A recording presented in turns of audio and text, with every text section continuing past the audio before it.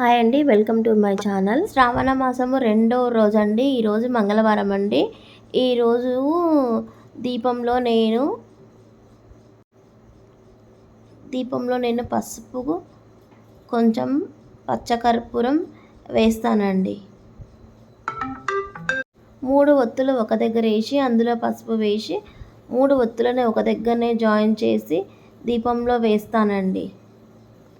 గౌరమ్మ పైన పసుపు, కొంచెం కుంకుమ, కొంచెం అక్షంతలు కూడా వేస్తానండి.